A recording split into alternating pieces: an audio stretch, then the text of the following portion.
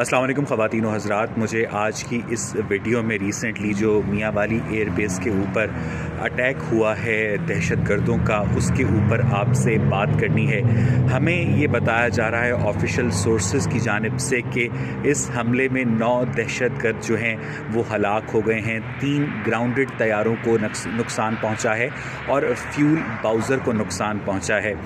इससे पहले कि मैं स्पेसिफ़िकली इस हमले के ऊपर आपसे बात करूं, मुझे पाकिस्तान के मीडिया में 15 साल गुजारने का मौका मिला, 2008 से लेकर 2023 तक, और उससे पहले भी मैं न्यूज़ को फॉलो करता रहता था।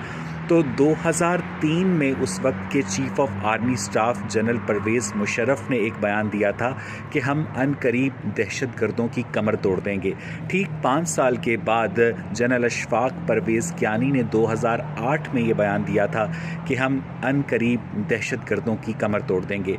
उसके भी ठीक 5 साल के बाद 2013 में जनरल राहील शरीफ ने भी कौम को ये खुशखबरी सुनाई थी कि हम अनकरीब दहशत गर्दी की कमर तोड़ देंगे। और उसके ठीक 5 साल के बाद जनरल कमर जावेद बाजवा, जो कि चीफ ऑफ आर्मी स्टाफ थे अपने वक्त के, उन्होंने भी यही पैगाम दिया था कि हम अनकरीब दहशत गर्दी की कमर तोड़ देंगे। और अब 2023 में जनरल आसिम मुनीर, जो कि चीफ ऑफ आर्मी स्टाफ हैं, उनका भी यही कहना है कि हम अनकरीब दहशत गर्दी की कमर तोड़ देंगे।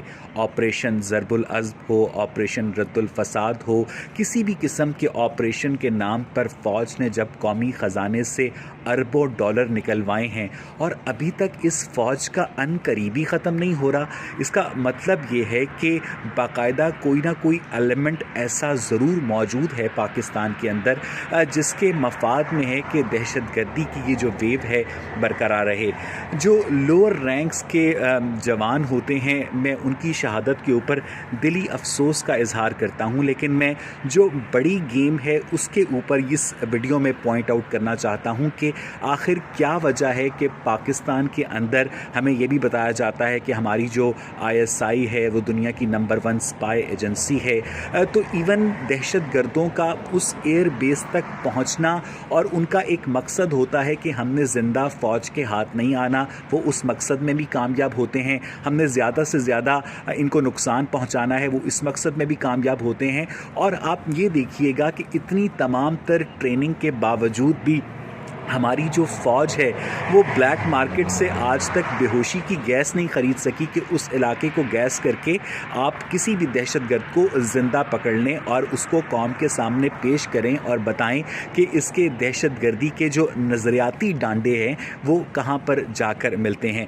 अब सवाल ये पैदा होता है कि पाकिस्तान के अंदर जो दहशतगर्दी की नई वेव है उसका सबसे बड़ा फ़ायदा उन लोगों को होगा जो सिक्योरिटी के नाम पर मज़ीद फंड्स डिमांड करेंगे, मज़ीद वॉक थ्रू गेट्स डिमांड करेंगे, मज़ीद मेटल डिटेक्टर्स डिमांड करेंगे। और मुझे यहाँ पर वो शेर भी याद आ रहा है कि हर साल हिफाजत की बढ़ा देता है कीमत, सालार वो ताजिर है जो डर बेच रहा है।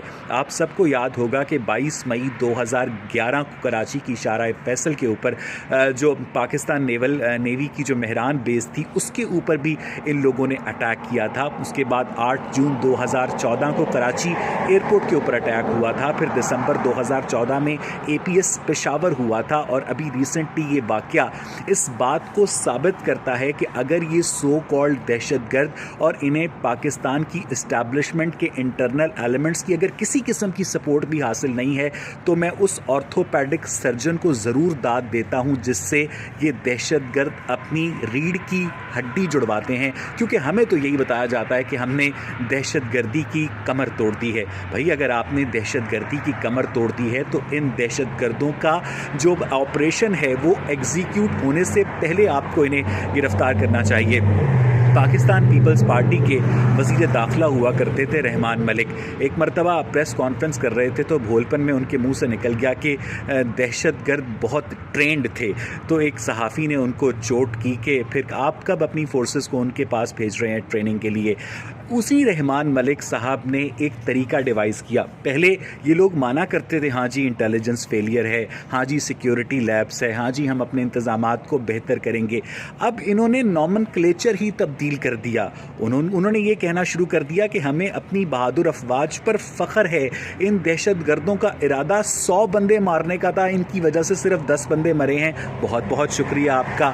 आज भी जो जंग अखबार की हेडलाइन है, उस हेडलाइन को बहुत साइकोलॉजिकली हैंडल किया जाता है कि दहशत गर्दों का एयर बेस के ऊपर हमला नाकाम। भाई हमला हुआ, आपको नुकसान हुआ, दहशत गर्द आपके हाथ जिंदा नहीं हुए, तो मुझे ये बताइए कि ये हमला कैसे नाकाम है, और इस हमले को होने देने के अंदर जो सिक्योरिटी लैब्स है, जो इंटेलिजेंस फेलियर है, उसका जिम्मेदार क्या चेयरमैन वापटा है, उसका जिम्मेदार क्या चेयरमैन वासा है, उसके ज़िम्मेदार डायरेक्टली आपकी वो सिक्योरिटी एजेंसीज़ हैं जो कि रियासत पाकिस्तान से तनख्वाह तो लेती हैं, लेकिन वो रियासत पाकिस्तान से बाला बाला अपने मफादात, जो अपनी बिग डर्टी गेम है, उसे पूरा करने के लिए इस तरह के जो मामलात हैं वो करवाए जाते हैं। अब सवाल ये पैदा होता है कि पाकिस्तान में ये मामला कब रुकेगा। तो मुझे नहीं लगता ख़वातीन और हज़रात कि अनकरीब पाकिस्तान में दहशत गर्दी की लहर में कमी आएगी, क्योंकि अब पाकिस्तान में दहशत गर्दी एक मसला नहीं, धंधा है।